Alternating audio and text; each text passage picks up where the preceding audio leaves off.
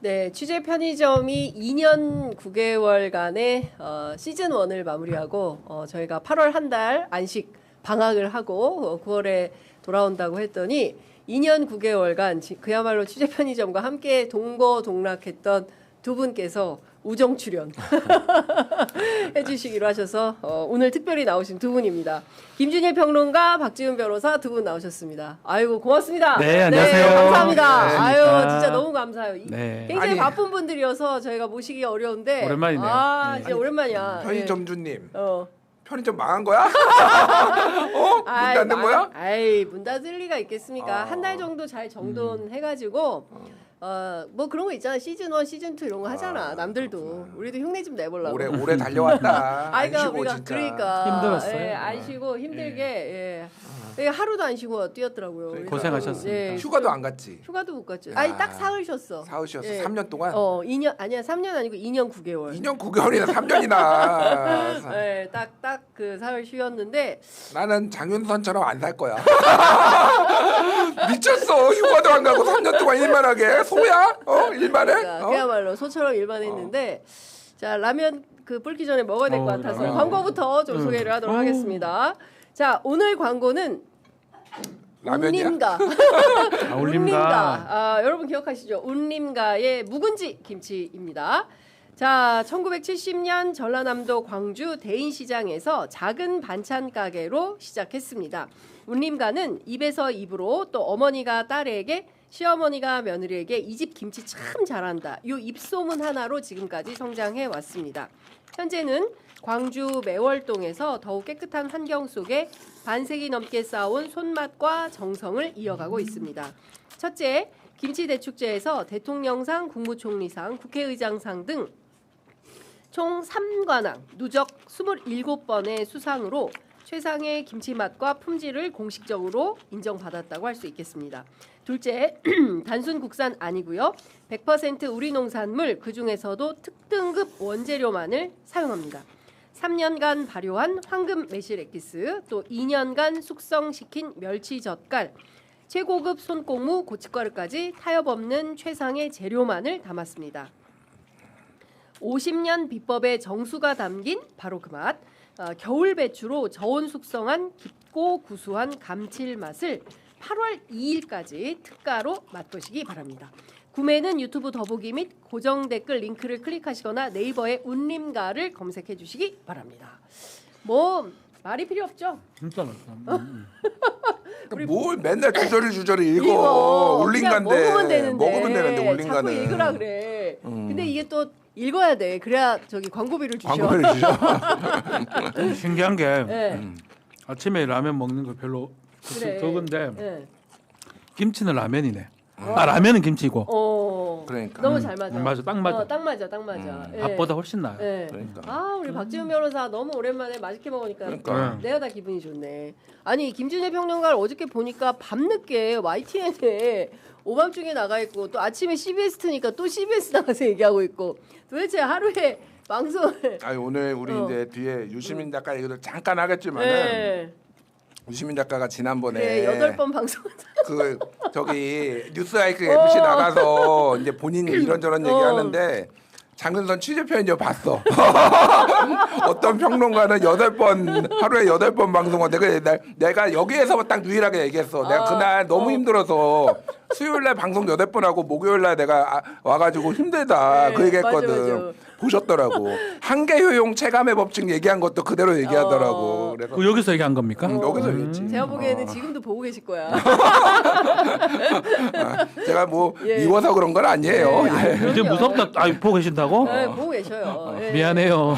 작가님. 미안해요. 네, 이 후배들이 네. 고의는 아니에요, 진짜로. 미안하다고, 네, 죄송하다고 얘기하시는 것도 미안합니다. 잘 들어주시고. 맛은 있어. 뭐가 됐든 김치는 울린 거야.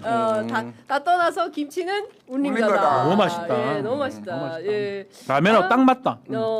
나는 나는 박지훈 변호사가 너무 귀여워. 너무 맛있어. 세상에 이렇게 맛있게 먹어주시니까 너무 감사합니다. 김치 다 먹었어. 진짜로. 김치 다 드셨어. 그러니까 저희가 운림가 사장님 너무 감사드리고요. 저희들의 이게 풍요로운 조찬 회동을 함께 할 수 있게 해주셔서 너무 감사드리고 저희가 8월 한 달 방학하지만 9월에도 운림과 김치는 계속됩니다. 저희가 동지애로 계속 갑니다. 청와대 춘추관에 운림과 김치 들어가는 그날까지 고 투게더 하겠습니다. 자, 두 분 드신 거 제작진께서 상품 빼주시면 저희가 본격적인 정치 토크를 해보도록 하겠습니다. 어제 더불어민주당 당대표 후보 토론회가 첫 번째 후보 토론회가 MBC 100분 토론에서 있었어요. 보셨어요? 제가 그 시간에 동시간대 그러니까, 방송을 딴 하고 방송을 하고 있었고 계셔가지고. 그래서 또 집에 가서 어제도 돌려봤어. 7번 했는데 밤 11시에 또 그걸 다 보고 앉아 있었어. 아이고, 너무 힘들더라고. 너무 힘들다. 예. 전체적으로 총평을 짧게 말씀드리면은 네. 뭔가 이것 때문에 당원들이 내가 지지하는 후보를 바꿀 것 같지는 않다. 그리고 요즘에 이제 대체적으로 이 TV 토론이나 이런 게 네. 뭐 여러 정치학 쪽에서 연구도 있고 자기가 지지하는 후보를 강화하는 쪽으로 가지 네. 지지하는 후보를 극적으로 바꾸는 거가 경향성이 점점 줄어들고 있어요.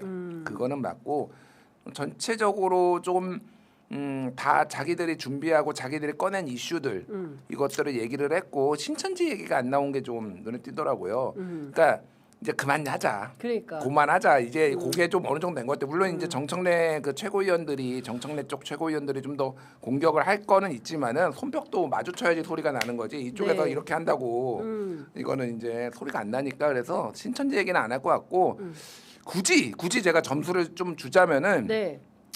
정청래 후보가 약간 비교 우위로 잘한 것 같아요. 네. 병청래 후보가 잘했다. 이게 무슨 정책 얘기냐면 얘기도 제일 많이 했어요. 그러니까 일단 2대1로 공격을 좀 많이 받을 게 예상이 됐고 네. 뭐 이렇게 됐잖아요. 그러니까 이게 정확하게 이쪽이 얘기한 거를 이쪽에 정확하게 대응한다고 꼭 토론을 잘하는 건 아니에요. 근데 그 회피 기술이 네. 기가 막히더라. 예를 들면은 선거 지위 얘기 네. 다음에 이번 선거 이렇게 결과 안 좋았는데 다음 거 잘 할 수 있겠냐라고 하니까 우리 김민석 후보가 당 대표를 안 해보셔가지고 지위를 잘 모르시나 본데 하면서 네. 그거에 대한 답변이 아니에요. 네. 그런데 이렇게 좀 본인이 불리한 거를 피해가는 회피 스킬이 야 정청래 역시 당 대표 할 만하네. 약간 예. 그 느낌 뭐 제가 누구를 편들고 예, 그런 게 아니라 예, 약간 예. 그 느낌이 받았어요. 예. 그러니까 그 세 후보 가운데 그러면 어제 1차 토론에서는 정청래가 제일 잘했다.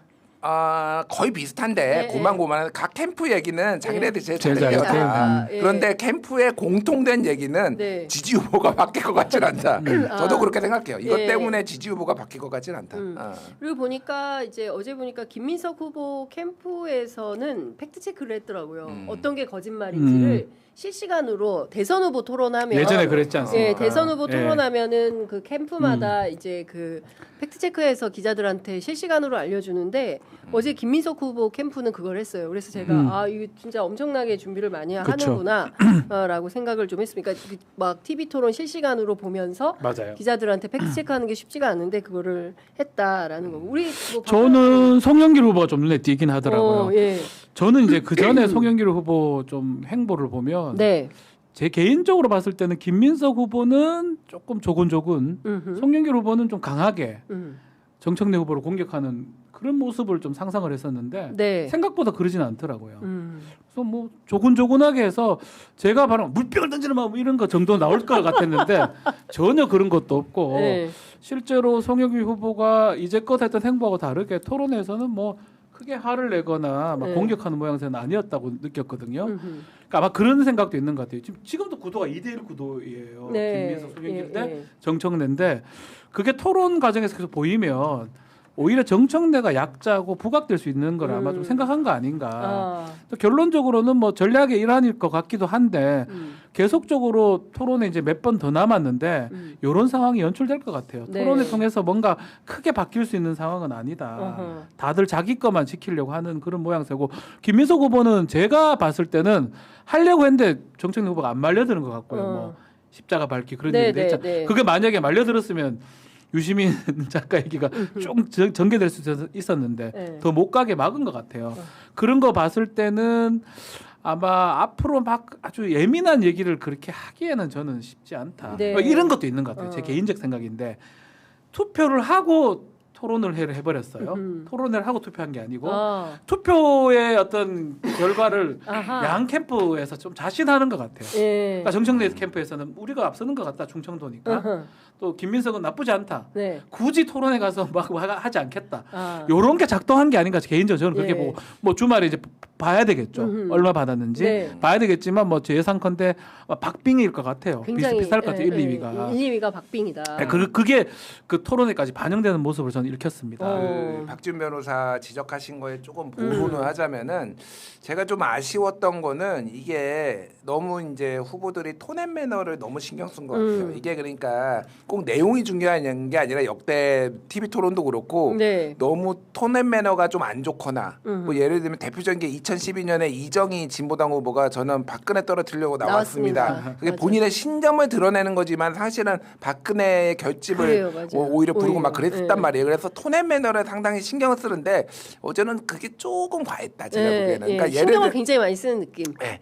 김민석 후보가 예를 들면은 한두 가지를 더 치고 나갔어야 돼요. 정청래가 이렇게 얘기를 하면은 그거를 해서 대응을 하고 네. 그러니까 십자가 밟기 예를 들면 유시민 작가 발언으로 인해서 네. 썩은 내가 난다 뭐 이렇게 머물전론 그게 문제라고 보고 이거 동지 언어다가 아니라고 하면 십자가 밟기라고 이쪽이 나오면은 또 지금 노코멘트 하네. 네. 그래서 너의 정확한 입장이 뭐야라고 더 치고 나가고 더 끌어내고 약간 이런 게 있었어야 되는데 너무 네. 점잖았다 제가 보기에는 모든 거를 다 그렇게 할 필요는 없지만은 네. 포인트를 딱 잡아가지고 더 팍 치고 나가는 게 좀 있었어야 네, 됐다. 그랬으면 조금 보는 맛이 있었을지 않았겠냐. 맞아요. 보는 맛도 있고. 예, 근데 이제 초반에 조금 그 뭐 당 대표를 안 해보셔서 그러는 것 같은데 그래서 약간 좀 타오르는 것 같다가 이제 정책으로 예. 가면서 이게 휙 내려가서 그냥, 그래서 그런지 제가 보니까 어제 동접이 MBC가 두 채널로 내보냈어요. 뉴스랑 하나는 백분 뉴스, 토론을. 하나는 백분 토론으로 10,000명 했는데 정도?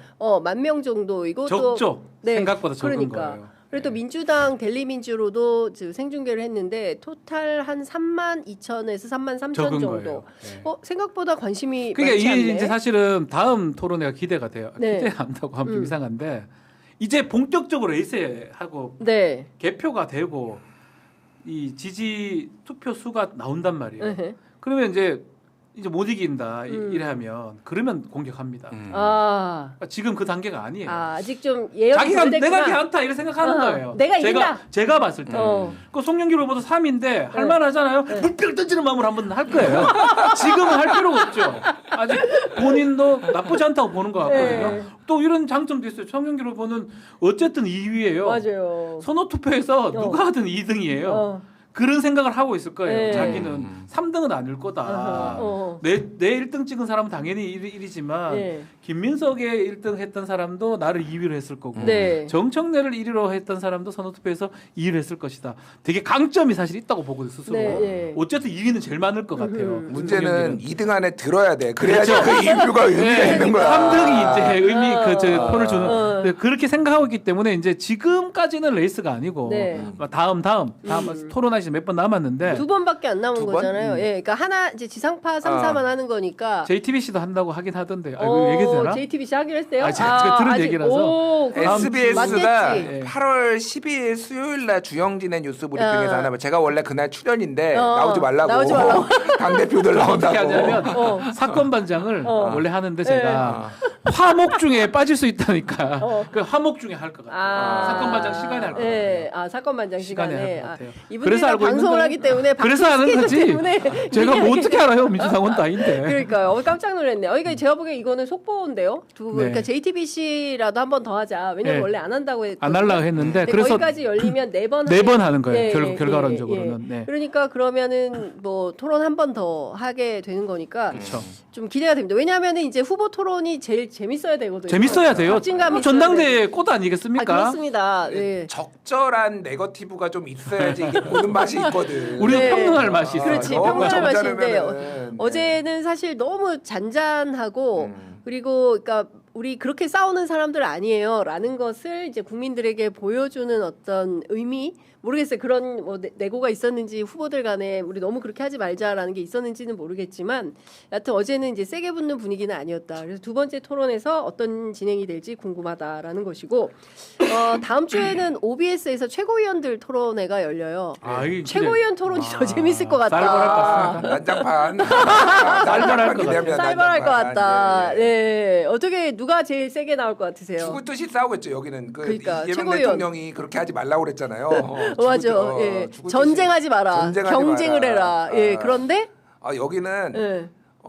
이 당대표 후보들은 서로 감정이 상했지만은 감정이 상한 거를 드러내지 않으려고 하면은 네. 이분들은 네. 감정이 상한 걸 숨기지 않아.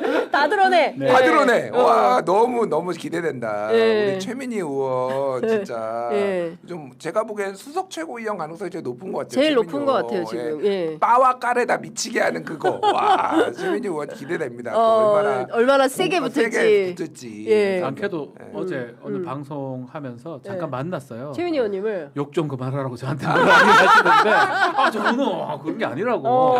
근데 이제 최민희 의원이 가장 셀 것 같긴 해요. 네. 친청의 대표 주자기도 하고 네. 지금 여론조사 같은 거 보면 가장 높은 것 같거든요. 음흠. 그러니까 본인도 인지도도 가장 높은 것 같고. 네. 그러면 반대 진영, 예컨대 친명이라 할 수 있는 그 반대 진영에서는 음흠.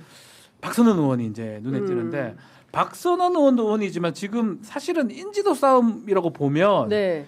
조금 인지도 떨어질 것 같은 좀 죄송하지만 삼선인데 좀 모르는 김영호 의원님이라든지 임미애 의원이라든지 또 서미아 의원님이 발언들이 되게 강하시더라고요. 네, 사투리 예. 쓰시면서. 그러니까 지금 뭐 양 캠프에서는 그 이제 팀 정청래에서는 최민희 네. 거기에 이제 맞대응하는 게 김민석 캠프에서는 서미화 이렇게 서미화. 해서 둘이 붙는 거다. 거기다가 김용까지 있잖아요. 김용.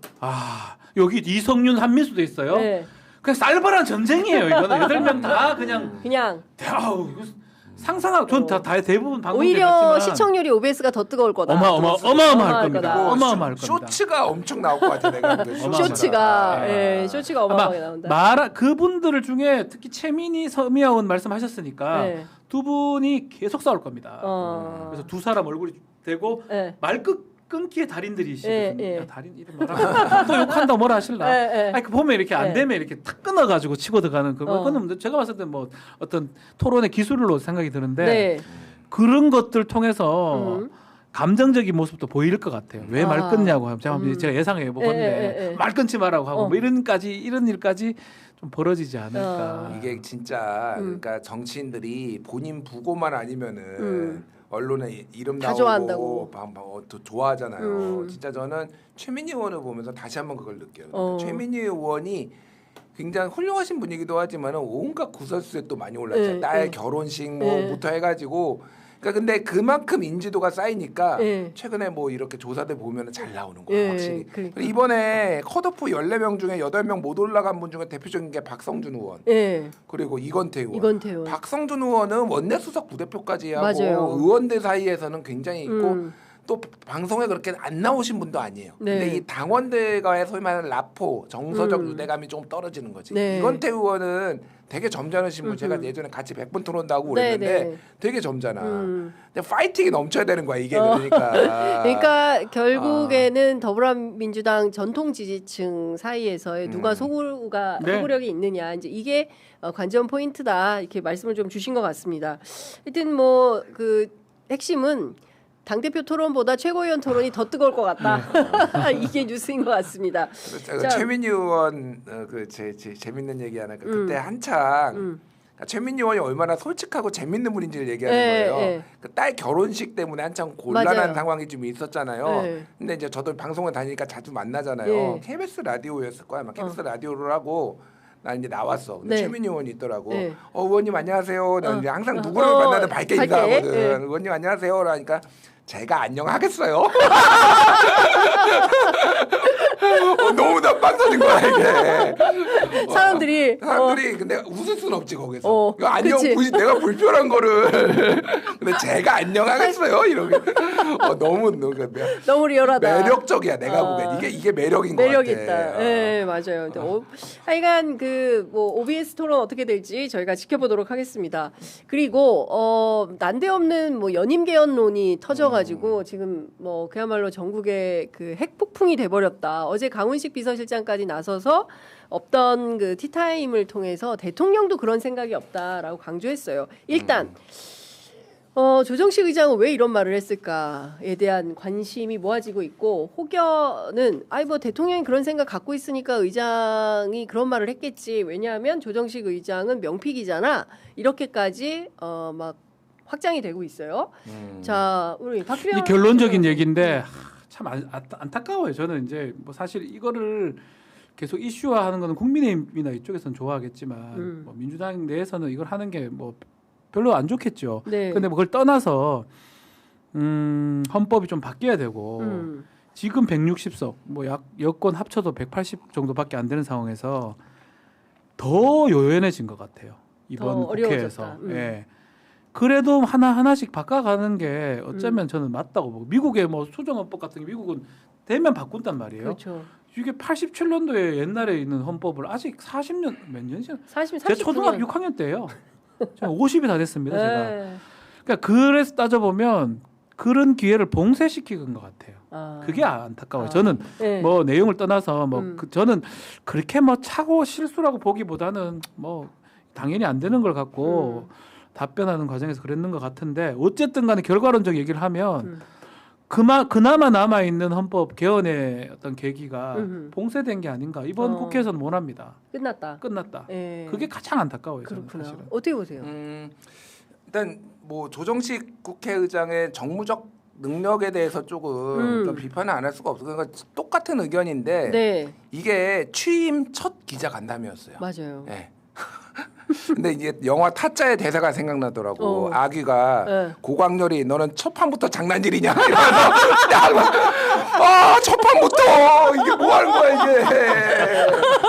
시작부터. 진짜. 시작부터. 앞으로 임기 2년 이거 어떻게 국회의장이 권위가 쓰겠냐고 이게. 그러니까 가뜩이나 이제 명픽 논란이 있었잖아요. 네. 솔직히 얘기하면은 민주당 내부에서 만약에 명픽이 아니었으면 조정식이 국회의장 됐겠냐 의구심을 가지는 분들도 있어요. 뭐 냉정하게 얘기 육선을 하셨지만은 제가 뭐 능력이 없다는 게 아닌데 원내대표 선거도 예전에 떨어지신 적도 있고 최근에 이제 이재명 대표 사무총장 했고 뭐 이런데 당내 위상이 그렇게 막 육선이라고 하면은 옛날에 우리가 생각했던 그 정도로 높지는 않아요. 그러니까 네. 스텔스 모드로 조용히 이렇게 하신 분들이 민주당에도 국힘에도 좀 있어요. 다선 의원도 이렇게. 네. 그렇단 말이에요. 그러면 본인의 국회의장이라는 직분에 대해서 조금 생각을 해야 된다. 내가 대통령 측근 특보로서 얘기하는 것과 국회의장은 쉽게 얘기하면 법을 만드는 입법부의 수장이고 국가의전서의 2위고 그러면 이게 무슨 일이 벌어질지에 대해서 고민을 했었어야 되는데 준비까지 했다라는 거 아니에요. 그러니까. 여기 밑에 6번 보고 얘기합니다. 이렇게 6번을 보고 얘기를 해요. 근데 거기에 써준 내용은 아니라고 그래요. 또 저 국회의장실 얘기 들어보니까 그렇게 워딩을 써준 건 아닌데 아니다. 아마 메모를 이렇게 해놓은 것들을. 근데 이게 저는 대통령의 생각인지 아닌지는 모르겠으나 이 친명들에서는 광범위하게 공유된 세계관인 건 맞는 것 같아요. 왜냐하면 제가 이거를 말씀을 드릴게요. 작년 5월에 대선 후보 이재명 대선 후보가 대통령 연임제를 꺼냈을 때 사실은 그때 막 연임하려는 거 아니야 막 국힘에서 얘기했잖아요. 그러니까 중임제는 쉽게 얘기를 하면은 한 번 하고 한 번 쉬었다가 또 할 수도 있는 거고 연임제는 연달아 해야 되는 거. 어떻게 보면 연임제가 더 까다로운 거예요, 사실 중임제보다. 그러니까 그게 아니다라고 설명을 하면서 이재명 후보가 뭐라고 얘기했냐면은 재임종 대통령은 적용되지 않는다고 헌법에 명기돼 있다. 하지만 국민의 뜻을 존중해야 하지만 내가 현직 대통령의 혜택을 받기는 용인되기는 쉽지 않을 거다라고 얘기를 해요. 여기에서 국민의 뜻이 존중받아야 된다라는 워딩이 나와요. 국민의 뜻 존중. 그다음에 2025년 작년 10월에 조원철 법제처장, 대통령 사법연수원 18기 동기, 대장동 변호사 뭐 이분이 대통령 연임은 헌법상 불가능하지만은 국민이 결단한 문제다라고 국민이 다시 나옵니다. 네. 그리고 이번에 조정식 국회의장도 국민의 선택의 문제다라고 얘기를 해요. 조건이 붙어요, 그러니까.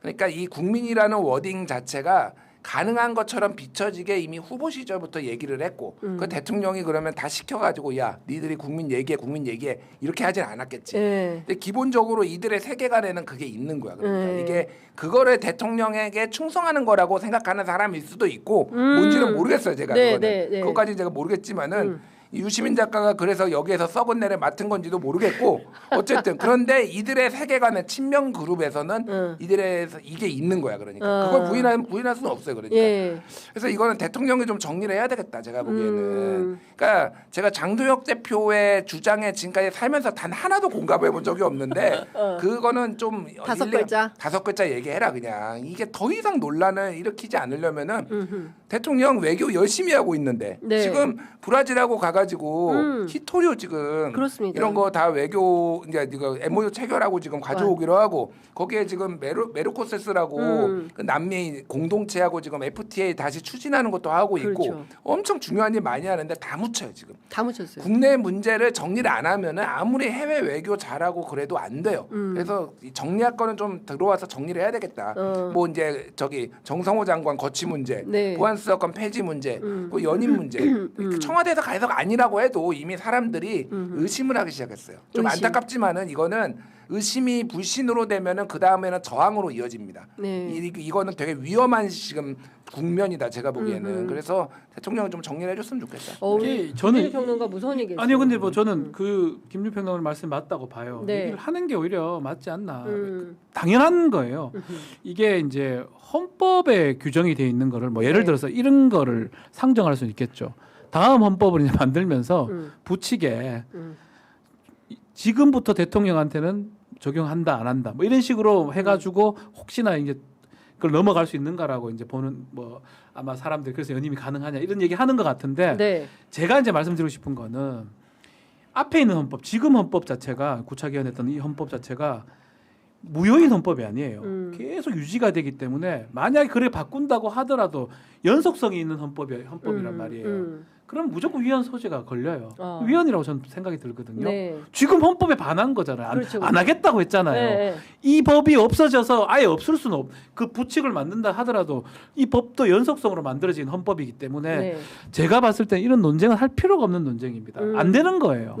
다만 이제 제가 오늘 어제부터 계속 얘기해서 이분이 화를 좀 내시던데 오윤희 씨 같은 사람이 하는 소리예요. 그냥 잘 모르는 소박한 국민들이 아 너무 일 잘하시니까 뭐 미국처럼 좀 더 할 수 있지 않. 근데 그건 법적으로 헌법적으로는 불가능한 일이고 그렇게 했을 때는 심각한 상황이 발생할 수 있습니다. 헌법이 끊어집니까? 아니에요. 암만 싫어도 우리는 1차 재헌헌법보다 쭉 연결되어 있는 헌법이에요. 그 헌법 중간에 그걸 자기가 위반해가지고 할 수 있겠어요? 못하는 얘기거든요. 그러니까 이런 논쟁이 말도 안 되는 얘기 안 했으면 저는 좋겠고 그런 거리를 안 되는데 좀 전에 우리 김준일 평론가님 말씀하신 것처럼 그 여지들을 준 건 사실인 거거든요. 특히 대통령한테 충성하는 것처럼 보이는 사람들이 그런 얘기 한단 말이에요. 안 해야 된다는 저는 생각이 들고 조영수 의장도 단호하게 얘기를 해야죠. 뭐하라 이걸 애매하게 얘기가 이런 상황까지 오냐고요. 안 되는 걸 갖고 왜 내가 합니까? 아침에 서정욱 변호사랑 장성철의 뉴스 명당에서 이제 서용주, 서정욱 이렇게 3명 했는데 서정욱이 아주 참신한 해석을 하더라고. 뭐라고요? 대통령이 이거 연임 분명히 생각하고 있고 절대 버리지 못할 거다. 연임을 내가 포기한다고 말하는 순간 레임덕이 온다. 미친 거 아니야? 뭐 그러면 모든 대통령이 5년 다닌는데 임기 시작하자마자 나 레임덕이 오는 거야. 내가 뭐 헛소리냐 내가 막 했는데 그런 얘기를 보수에서는 해요. 그러니까 이재명은 무조건 연임을 하려고 생각할 거야. 이게 왜냐면은 자기 사법 리스크도 있으니까 이거를 이제 걸고서 그래야지 이거 레임덕이 안 올 거라고 이런 얘기들을 막 아무 말 대잔치를 하는 거야. 그러니까. 말도 안 근데 되는 그 얘기인데. 깊숙이 서정욱 변호사님 같은 분은 여기서 서정욱 전문가 그 안에 깊숙이 있는 사람이기 때문에 공소 취소하고 연임하고 할 거라고 보는 거예요. 가면을 쓰고 그러니까 그거를 계속적으로 얘기를 할 겁니다. 그래서 이재명이는요 연임합니다. 했어요. 그렇게 얘기할 것 같아요. 자, 그런데 사실 어제 강원식 비서실장도 저도 계속 이야기를 한 게 뭐냐면 대통령 스스로도 연임 개헌은 불가하다라는 판단을 하고 있고 그 말씀을 하셨다라는 거예요. 사실은 제가 지난 1월에 상하이 대통령 순방 따라가지 않았습니까? 그래서 순방 취재를 했을 때 처음으로 그 기내 간담회가 아니라 저희가 육상 간담회를 했어요. 그래서 그때 이제 제가 어떤 질문을 했냐면 이제 한중 수교 30주년 넘어서 돌이킬 수 없는 이를테면은 외교 안보 그리고 한중 협력을 어떻게 만들까? 왜냐하면 윤석열 정권 때 완전히 휘딱해가지고 뒤집어졌었잖아요. 그래서 이거를 어떻게 흔들리지 않는 관계를 만들 건지에 대한 질문을 했는데 그 질문에 대해 대통령 답변이 늘 기시잖아요. 긴 답변 가운데 이 얘기를 하십니다. 그 대목만 잠깐 들어보겠습니다. 그러나 저는 그런 걸 믿죠. 이건 국민의 바다, 민중의 바다, 이 민중의 강물 위에 떠 있는 배 같은 존재가 정치고 권력이니까 그 큰 흐름, 대한민국 국민의 집단 지성이 가지고 있는 생각이나 판단은 크게 바뀌지 않을 거다. 더군다나 이번 내란 사태를 겪으면서 그냥 맡겨놓으면 안 되겠구나 라는 생각도 했을 거기 때문에 어떤 체제가 되든 간에 우리 국민들이 기대하고 또 원하는 세상을 향해서 좀 부침, 흔들림은 있겠지만 계속 나아갈 거라고 믿습니다. 그러니까 저 앞에가 좀 잘렸는데 저 앞에 어떤 얘기를 하냐면 이거 헌법상 불가능하다. 그 얘기를 하시거든요. 네. 그것만 한번 다시 들어보겠습니다. 아주 짧거든요. 특히 한반도 평화에 관한 문제라면 지금이 기회다. 그런 면에서. 그리고 그거를 제도화하면 된다. 쉽게 뒤집지 못하게 제도화하면 된다. 이건 그것까지만 얘기했죠. 제도화 방법은 여러 가지겠죠. 입법을 해놓든지, 아니면 조약을 맺어놓든지, 문서상 번복할 수 없는 합의를 해놓는다든지, 이러면 이제 마음대로 못 뒤집죠. 그런 방법도 있다. 그리고 지금이 어쩌면 기회. 대한민국의 이 5년 단임제, 이 점에 대해서 사실은 중국도 관심을 보이기도 했어요. 어떤 거냐면 이거 지속성을 담보할 수 있냐, 그런 얘기예요. 사실 그 말도 일리가 있죠. 앞으로 어떻게 될지 어떻게 아냐, 그런 거예요. 이게 일본도 사실은 일당이 계속 집권을 하고 있죠. 우리 주변 국가들을 보면 거의 대부분 그래요. 근데 우리는 어쨌든 5년 단임제인데 과거에는 그런 진폭이 그렇게 크진 않았던 것 같습니다. 예를 들면 김대중, 김영삼, 노태우 이렇게 쭉 흘러온 그 과정들을 보면 그렇게 진폭이, 특히 대외 관계에서는 진폭이 크지 않았던 것 같아요. 그런데 최근에 전체적으로 진폭이 커졌는데 대외 관계에서 이 상상 이상의 급변이 있었던 겁니다. 황당무계했을 거예요, 주변에서. 이제는 어떻게 믿지? 지금 얘기를 잘하면 나중에는 어떻게 될지 어떻게 믿나? 이렇게 된 것 같습니다. 미국에 똑같은 현상이 있다고 제가 들었거든요. 미국도 대외 정책 분야는 민주당이 집권하든 공화당이 집권하든 큰 변화가 없다. 그리고 외교 안보 분야에 관한 한 큰 차이가 없다. 어느 당이 집권하든. 근데 최근에는 엄청나게 다르다고 해요. 우리는 가장 최근의 경험으로는 완전히 천당과 지옥을 왔다 갔다 해버려가지고 뿌리끝이 흔들려 버린 거죠. 대외 정책이. 특히 이 동북아 부분은 그런 것 같아요. 더 심한 것 같습니다. 이 점에 대한 우려가 있는 건 사실이에요. 이번에 우리가 한중 관계 개선에 이제 양자가 정말 일치된 생각을 가지고 있고 또 그러기 위해서 실제로 노력하는 거죠. 중국 입장에서도 한국의 존재가 정말 중요하다. 중요하다 이렇게 얘기를 하시거든요. 그러니까 무슨 얘기냐면 한중 관계 협력 그리고 이제 이후에 대외 관계, 뭐 미국도 중국도 그리고 우리 말고 이제 일본도 뭐 등등 얘기하면서 이제 단임제에 대한 고민. 그리고 또 하나는 뭐 그럼에도 불구하고 저기 이제 좀 생략된 중요한 포인트가 있는데 그럼에도 불구하고 헌법상 이거 불가능해요. 불가능해서 안 돼요라고 말을 하고 118조 2항에 나온 그거거든요. 빵 터져요. 아주 네. 그대로 나와요. 네. 그 조항이 완전히 그런 짓거리 하려는 걸 막기 위해서 막기 만든 위해서. 조항이에요. 맞습니다. 만약에 이게 제 헌법을 옛날에 다 외웠었는데 네. 개헌이나 뭐 예컨대 중임 임기 연장을 위한 개헌은 네. 현직 대통령한테는 적용할 수 없다라고 없다. 아주 정확하게 규정이 됐기 그렇습니다. 때문에 그거를 부칙으로 바꾼다고 하더라도 연속 성상으로는 안 됩니다. 예. 법은 계속 있던 헌법이거든요. 그렇죠. 예. 그래서 불가능한 얘기라고 봐야 돼요. 네. 자꾸 그런 얘기하면 일부 평론가들도 자꾸 가능하다는 식으로 얘기를 하면 진짜 그걸 하려고 하잖아요. 그러면 진짜 좀 전에 말했던 네. 저 누구죠? 장동혁이 말했던 되게 심각한 일이 그렇죠. 위헌적인 의심이 불신이 발상이죠. 되고 불신이 이제 저항으로 된다. 이제 이 그러니까요. 얘기인데 그럼에도 불구하고 그 한동훈 대표가 플랜 A, B, C를 이야기했어요. 플랜 A가 공소 취소, 플랜 B가 독재명 연임 개헌, 플랜 C가 공소 기각이다. 이제 이런 건데 어제 이제 형사소송법 개정안 오늘 이제 국회 본회의에서 처리를 하게 되는데 여기 보면 327조에 공소 기각 사유를 추가를 했는데 첫 번째는 중대한 위법 수사의 기회에서 공소가 제기되었을 때, 그리고 또 하나는 소추 재량권을 현저히 일탈해서 공소가 제기됐을 때, 이제 이 두 가지의 경우에 한해서 공소 기각할 수 있다. 그러니까 공소 취소가 잘 안 되니까 이번엔 공소 기각으로 턴하는 거 아니냐라는 의심을 하는 겁니다. 다들 쳐다보고 있거든요. 이제 원래 없던 조항이고 이게 제가 알기로는 계속 논의돼서 넣은 게 아니고 네. 갑작스럽게 법사위 끝나면 소위에서 넣었다고 하더라고요. 그 내용도 좀 불분명하잖아요. 네. 근데 가장 우리가 이제 주목해야 될 부분이 한동훈이 뭐 얘기하는 부분이긴 하지만 결국은 재량에 반해서 잘못 기소했을 때 법원에서 공소 기각할 수 있다는 게 핵심이거든요. 그럼 또 공소 취소랑 똑같은 논리가 돼버려요. 그래서 아마 모르긴 몰라도 뭐 필리버스터 해서 이거는 뭐 결국 통과는 되겠지만 많이 논란이 될 것 같아요. 공격하긴 되게 편해요.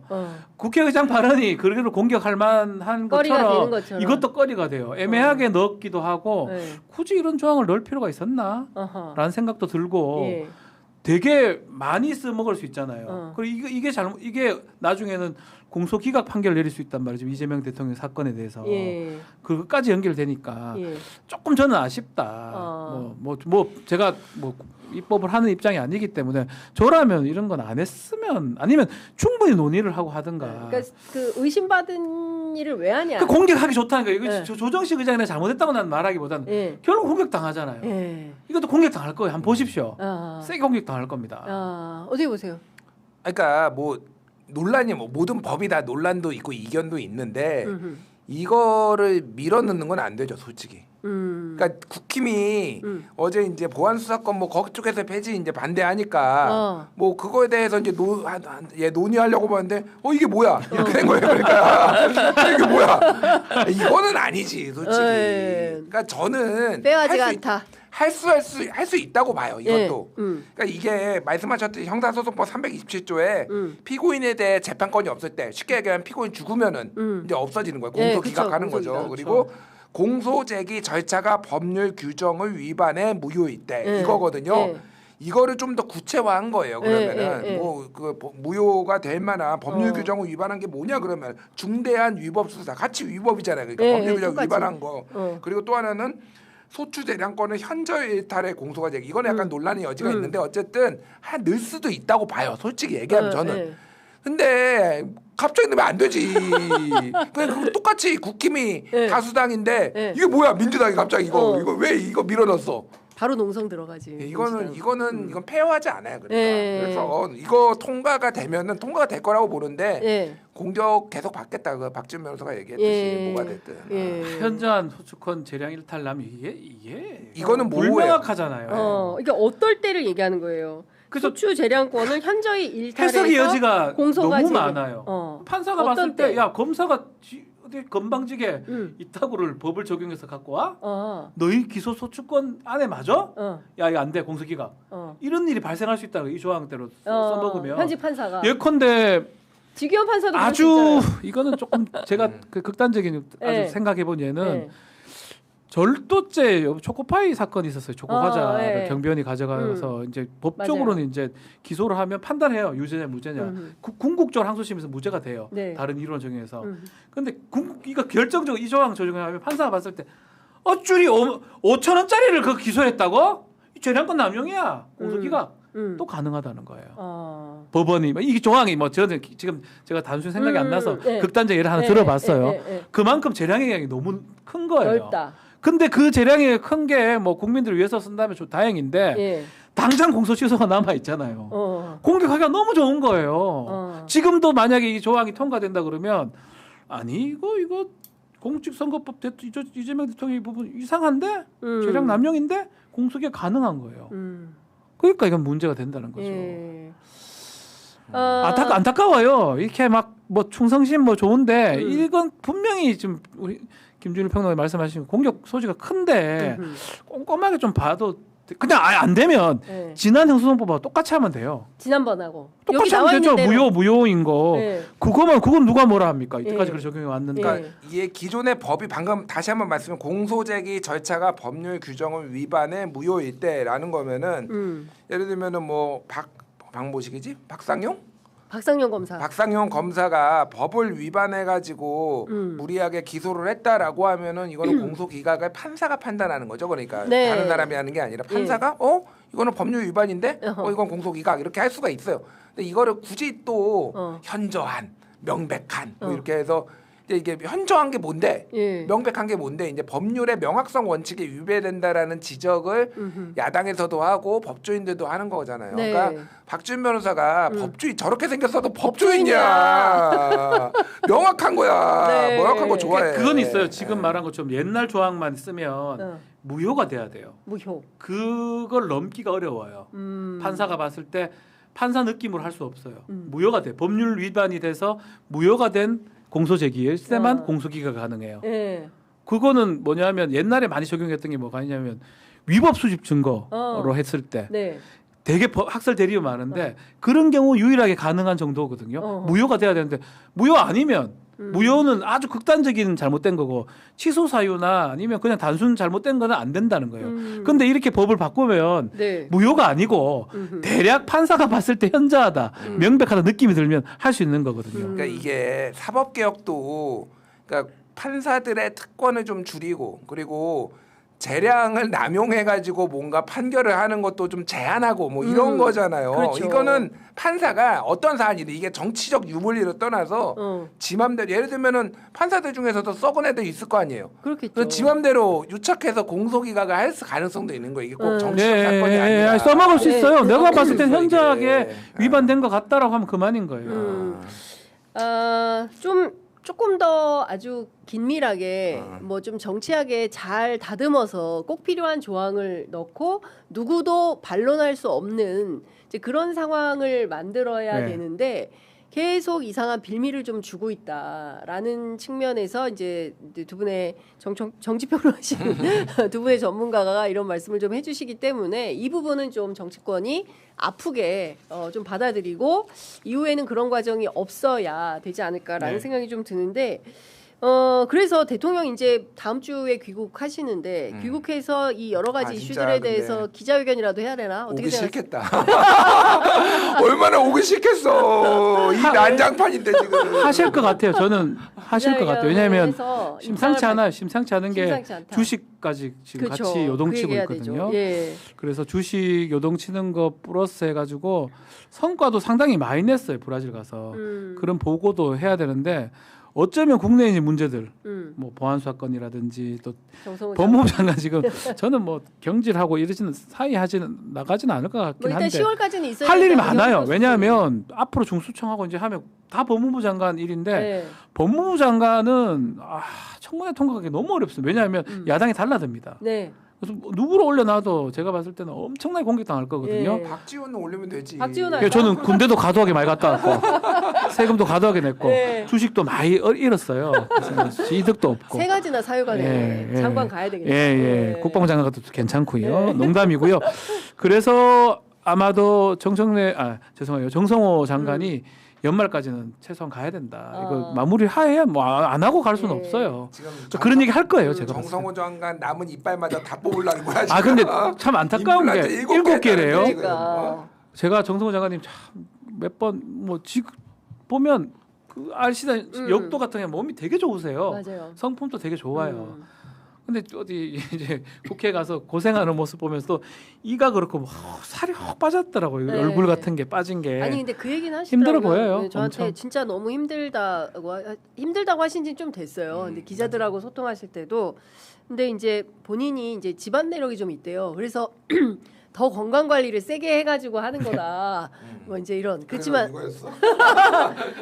그럼에도 불구하고 이제 그 뭐야 박지원 장관은 그 정도 힘은 있으니까 죽을 때 죽더라도 일은 마무리하고 퇴장해라. 문재인 비서실장은 13개 뽑았대. 아직 더 뽑아야 돼. 더 뽑아야 돼. 이제 이런 이야기를 이제 하는 건데 앞서 말씀 주신 대로 지금 뭐 오늘 신문이 주식시장 보기가 두렵네. 10시 52분인데. 아, 전 뭐 지금 계속 보고 있는데 될것 같아서. 약간 회복되고 있습니다. 다행입니다.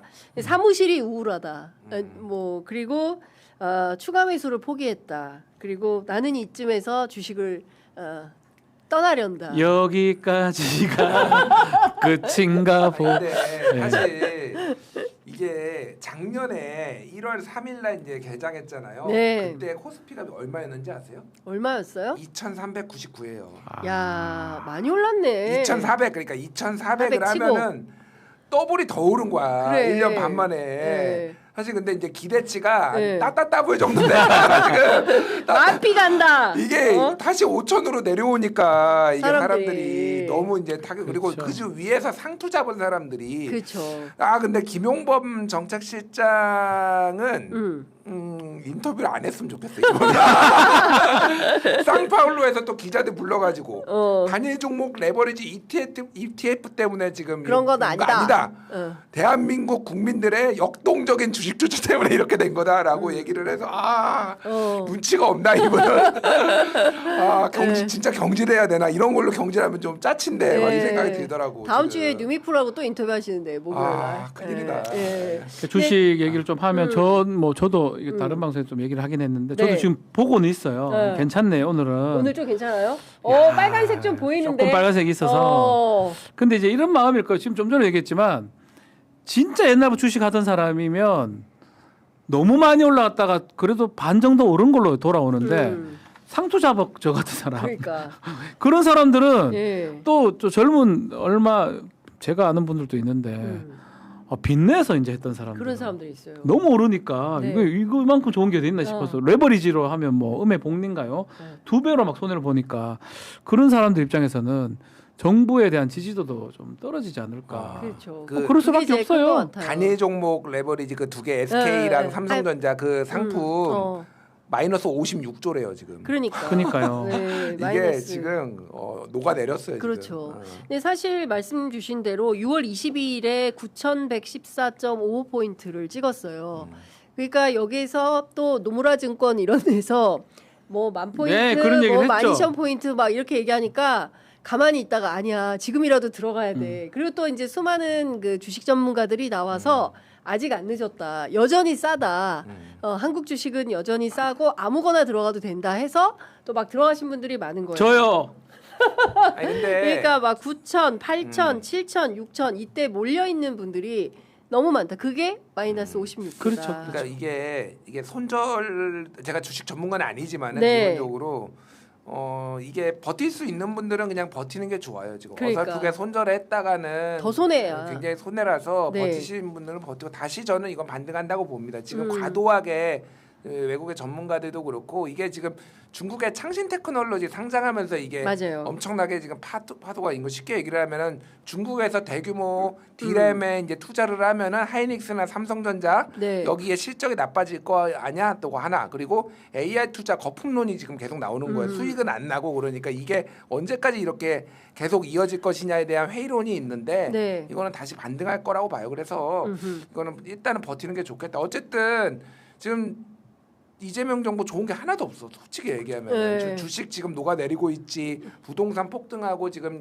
자산 양극화 심화되고 있지. 이 와중에 지금 당권 투쟁하면서 막 지금 막 죽자사자 싸우고 있지. 이 와중에 연임 논란 터졌지.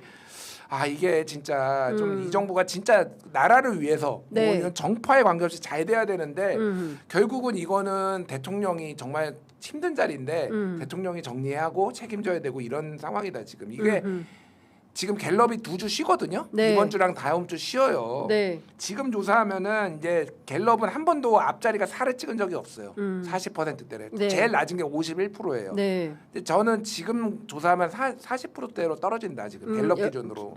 지지율이. 예, 지지율이 예. 매우 위험한 지금 신호예요 지금. 예, 그러니까 굉장히 이제 그 초반에 당선됐을 때부터 시작해서 지지율이 69%, 그러니까 거의 전체 국민 10 가운데 7명이 지지하던 지지율에서 지방선거를 기점으로 해서 이게 큰 폭으로 꺾이고 회복이 안 되는 상황인데 거기 이제 주식, 그 다음에 부동산, 그리고 뭐 당권 투쟁 계속되고 있고 연임 논란까지 이제 터졌기 때문에.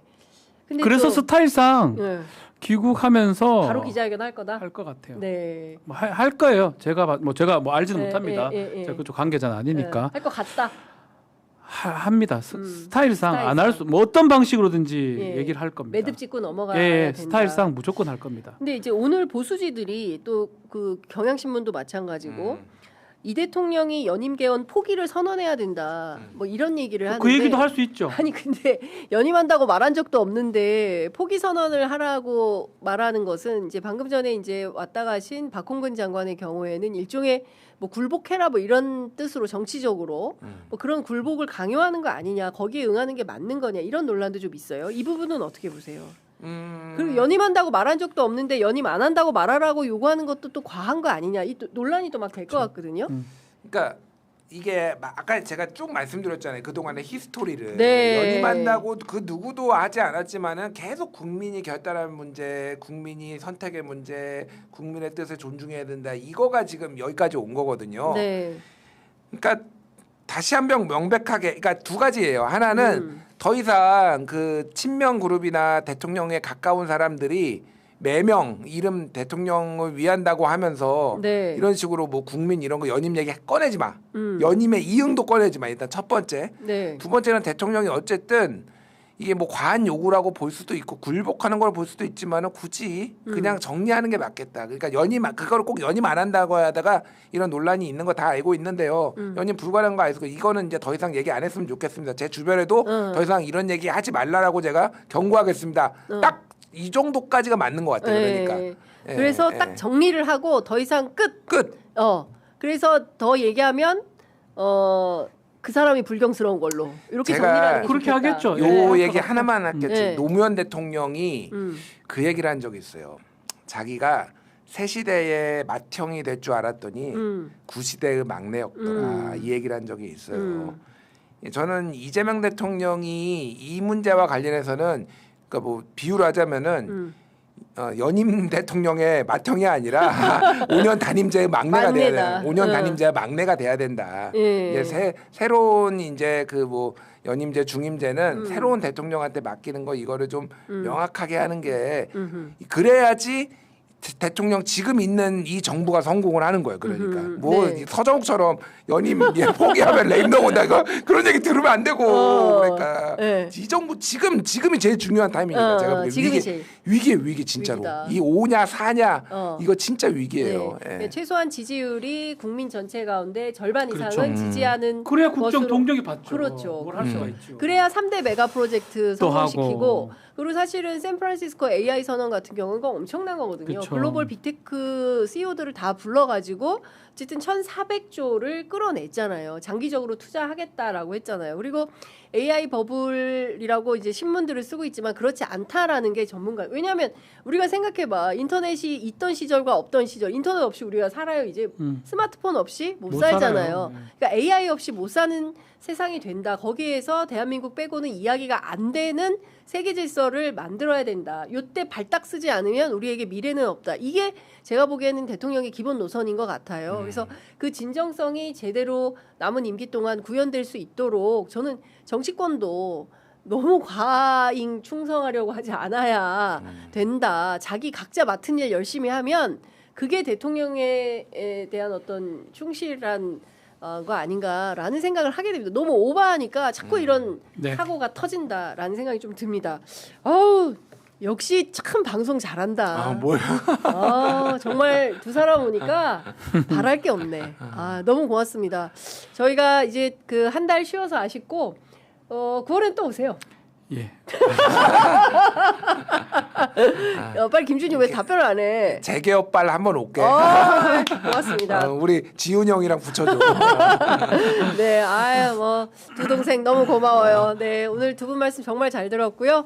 고맙습니다. 저희가 또 그 개학 이후에 뵐 수 있도록 하겠습니다. 고맙습니다. 예, 감사합니다.